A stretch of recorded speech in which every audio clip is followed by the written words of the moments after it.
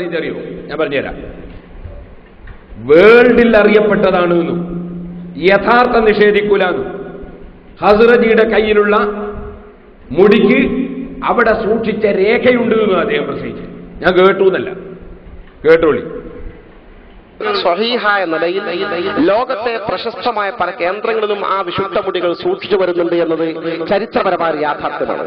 നമ്മുടെ ഇന്ത്യ മഹാരാജ്യത്തിൽ തന്നെ തമിഴ്നാട്ടിൽ വെല്ലൂരിൽ അള്ളാഹുവിന്റെ ഹബീബിന്റെ ആ വിശുദ്ധമായ ഒരു മുടി സൂക്ഷിച്ചിരിപ്പുണ്ട് എന്നത് ലോകത്തറിയപ്പെട്ട വാർത്തയാണ്. വളരെ ഭദ്രമായി ശക്തമായ ബന്ദോബസ്തോടുകൂടി സൂക്ഷിക്കപ്പെട്ട ആ മുടി വർഷത്തിൽ ഒരു തവണ റബീഉൽ അവ്വൽ 12 ഹബീബായ റസൂലുള്ളാഹി സ്വല്ലല്ലാഹു ജനിച്ച ആ ദിവസം മാത്രം പോലീസ് ബന്ദോബസ്തോടുകൂടി പുറത്തെടുത്ത് പുറത്തുള്ളൊരു വലിയ ചെമ്പിൽ ആ മുടിയൊന്ന് മുക്കി അതങ്ങനെ തന്നെ കൊണ്ടുപോയി സൂക്ഷിച്ചു വെക്കുന്ന ഈ മുടിയിട്ട വെള്ളം ജനങ്ങൾ ബറക്കത്തിന് കൊണ്ടുപോകുന്ന സംവിധാനം അറിയപ്പെട്ടതാണ്. കേരളത്തിൽ നിന്ന് പോലും ആ വെള്ളം സ്വീകരിക്കാൻ വേണ്ടി ആളുകൾ റബീഉൽ അവ്വൽ 12 വെല്ലൂരിൽ പോകാറുണ്ട്.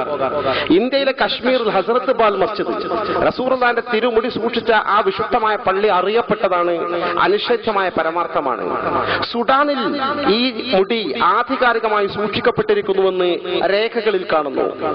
അതുപോലെ അബുദാബിയിൽ ഷെയ്ഖ് ഹസ്റജി ഉണ്ട്. അബുദാബിയുടെ മുൻ മതകാര്യ വകുപ്പ് മന്ത്രി, യുഎയുടെ മന്ത്രി. അദ്ദേഹം ഹസ്റജി കുടുംബമാണ്, അൻസാരികളായ സ്വഹാബി പരമ്പരയിൽപ്പെട്ട മഹാനാണ്. അദ്ദേഹത്തിന്റെ വീട്ടിൽ അവരുടെ ഫാമിലി ഭദ്രമായ ഒരു മുടി സൂക്ഷിച്ചു വെച്ചിട്ടുണ്ട്. അത് എല്ലാ റബീഉൽ അവ്വൽ 12-നും റമദാൻ 27-ാം രാവിന്റെ അന്നും പ്രത്യേകം പുറത്തെടുക്കാറുണ്ട് എന്ന് അവിടെയുള്ള രേഖകൾ ചൂണ്ടിക്കാണിക്കുന്നു.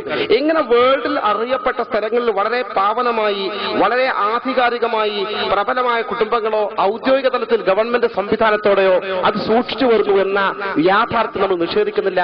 അതിന് വല്ലാത്ത പുണ്യവുമുണ്ട്. അവിടെ മുടി സൂക്ഷിച്ചിട്ടുണ്ടെന്നും രേഖയുണ്ടെന്നും അത് പുറത്തെടുക്കലുണ്ടെന്നും അതുപോലെ അത് യഥാർത്ഥമാണെന്നും അത് നിഷേധിക്കൂലെന്നും നിഷേധിക്കുന്നില്ല വളരെ വ്യക്തമായി പരസ്യമായി പ്രസംഗിച്ചതാണ്. എന്നിട്ട് സുബ്ഹാനല്ലാഹ്, സാധാരണ പറയാറുണ്ട് കള്ളന് ചൂട്ടുപിടിക്കുക.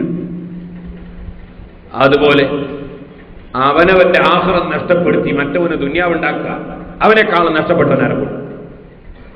ഈ അമ്പലക്കടവിന് ദുനിയാവുണ്ടാക്കാൻ ഖാസിമിന്റെ ആഖിറത്ത് നഷ്ടപ്പെടുത്തുകയാണ്.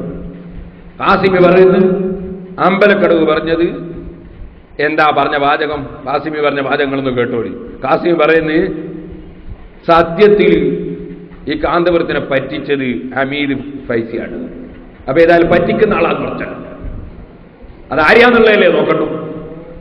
അങ്ങനെ പറ്റിക്കുന്ന ആള് അയാൾ എന്താ പറഞ്ഞത്? പറ്റിക്കാൻ വേണ്ടി പറഞ്ഞതാന്നാ പറയുന്നത്. എന്താ പറഞ്ഞത്?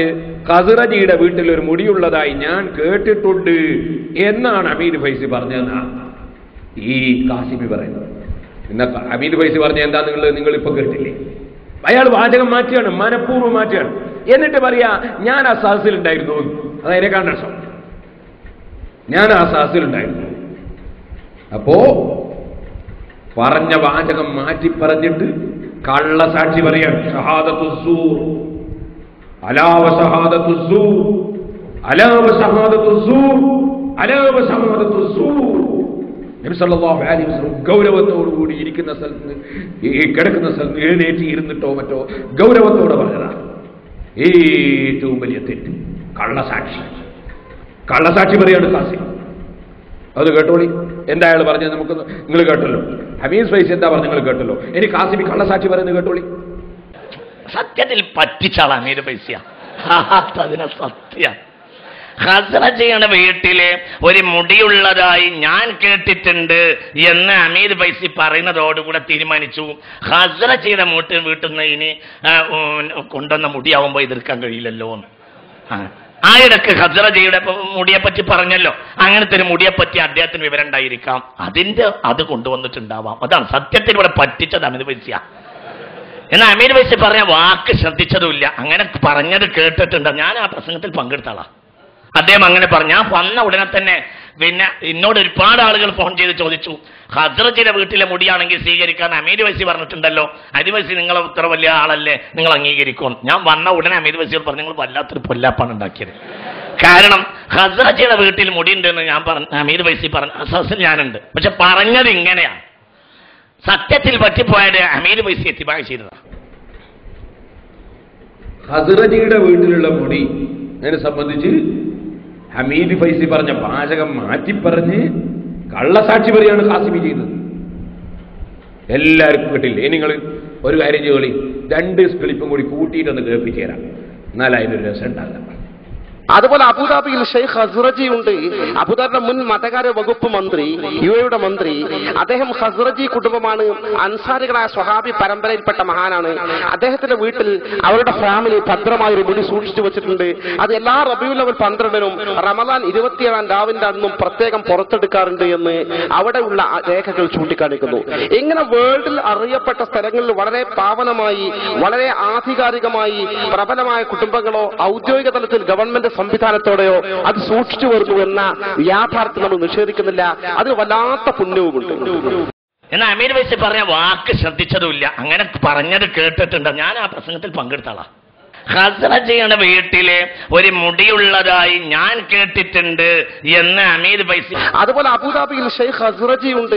അബുദാബിയുടെ മുൻ മതകാര്യ വകുപ്പ് മന്ത്രി, യുഎയുടെ മന്ത്രി. അദ്ദേഹം ഹസ്റജി കുടുംബമാണ്. അൻസാരികളായ സ്വഹാബി പരമ്പരയിൽപ്പെട്ട മഹാനാണ്. അദ്ദേഹത്തിന്റെ വീട്ടിൽ അവരുടെ ഫാമിലി ഭദ്രമായൊരു മുടി സൂക്ഷിച്ചു വെച്ചിട്ടുണ്ട്.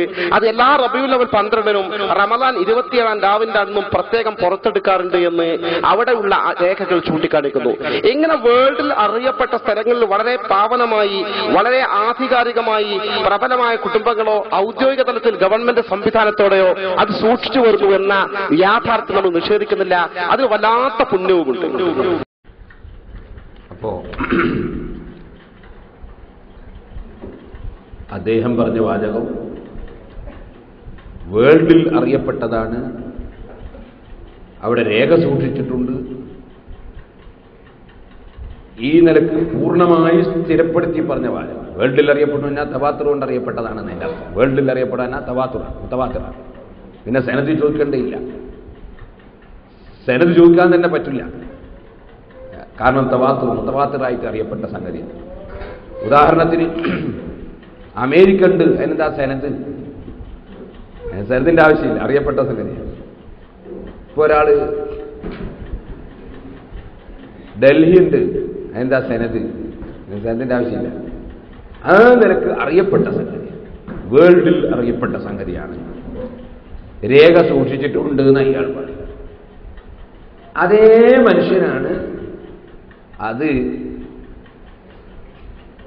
ഹസ്റജിയുടെ മകൻ കാന്തപുരം ഉസ്താദിന് കൈമാറി എന്ന് കേൾക്കുമ്പോൾ ഉടനെ അയാളും അയാൾക്ക് കള്ളസാക്ഷി പറയുന്ന ഖാസിമിയും ഒക്കെ നിഷേധിക്കുന്നു. അപ്പൊ ഇത് അസൂയ കൊണ്ടല്ലെങ്കിൽ പിന്നെ എന്തുകൊണ്ടാണ്? ഏത് മനുഷ്യനും ബോധ്യപ്പെടുന്ന ഒരു കാര്യമാണ് അസൂയ കൊണ്ട്.